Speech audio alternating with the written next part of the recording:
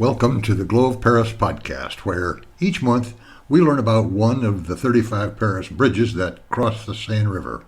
Today, we stand before a bridge that has carried more than traffic. It has carried a sad memory and the quiet ache of time, the Pont Mirabeau. At first glance, it seems like a simple steel arch stretching across the Seine between the 15th and the 16th arrondissement. But this bridge, completed in 1896, is a turning point, a moment when Paris stepped boldly into the age of modern engineering. And yet its true fame comes not from steel, nor from sculpture, nor from the architects who built it, but from a poet who stood upon it. The Pont Mirabeau was conceived at the end of the 19th century, a time when Paris was changing fast. On January 12, 1893, President Sadi Carnot authorized a new bridge to link the growing districts near Rue Mirabeau and Rue de la Convention. The bridge was designed by Paul Rabel, Jean Rassal, and Amédée Albi. What they created was a modern, elegant, and technically daring steel arch bridge 300 feet long. It was supported by two smaller side arches designed to stay low in the cityscape, but at the same time leaving room for river traffic below. That balance between grace and function is part of what makes the Pont Mirabeau so memorable. And then there are the sculptures found on the four corners of the bridge. They are shaped like the prows and sterns of a ship. Sculptor Jean Antoine Injalbert placed four bronze sculpted symbols on the four corners. The symbols are navigation, abundance, commerce, and the city of Paris. They are not just ornaments, they turn the bridge into a kind of civic vessel, a reminder of Paris's identity as a city built by water, trade, and movement. The symbolism is elegant. One pier speaks of civic life and river passage, the other of prosperity and exchange. Together, the four figures make the bridge feel alive. They seem to ride the current rather than standing against it. That sense of motion is crucial. The metal bridge is fixed, but the sculptures suggest flow. Yet the very name of the bridge carries a ghost of a different kind of movement, the French Revolution.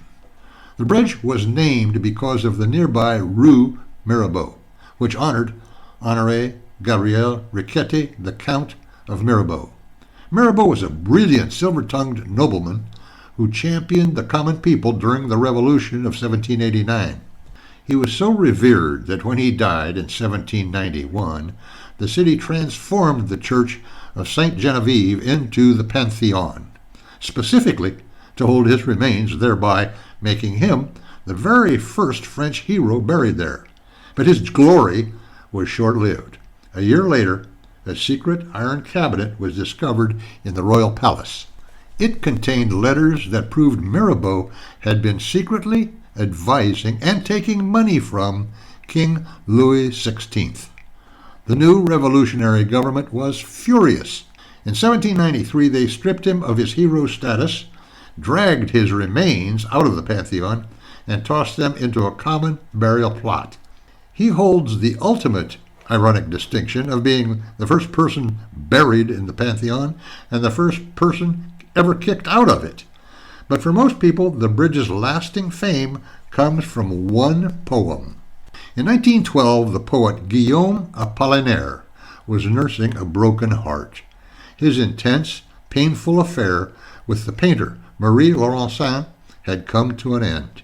He had walked across the Pont Mirabeau every day to visit her, and those walks became the catalyst for his most famous poem, simply titled The Pont Mirabeau. Apollinaire looked down at the dark water and saw a perfect, brutal metaphor. The steady flow of the Seine represented the unstoppable passage of time and the permanent fading of love. He wrote the haunting, legendary lines, Sous le Pont Mirabeau coule la Seine et nos amours. Under the Pont Mirabeau flows the Seine and our loves.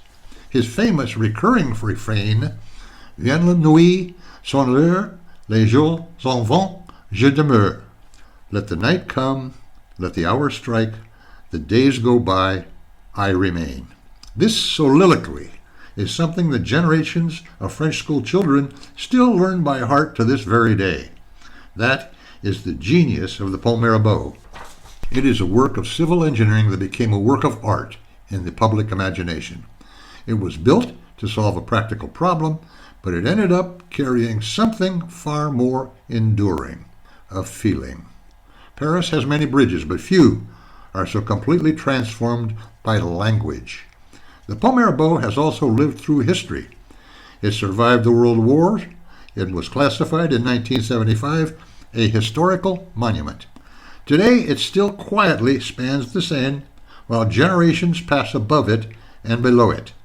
Perhaps that's why the Pont Mirabeau continues to resonate.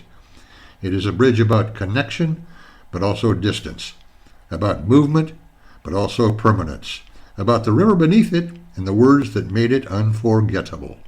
As we continue exploring the bridges of Paris, we will discover that each one, no matter how simple, carries its own story. Thank you for joining me on the Glow of Paris podcast today. This is Gary Zuercher saying, see you next time and a bientôt.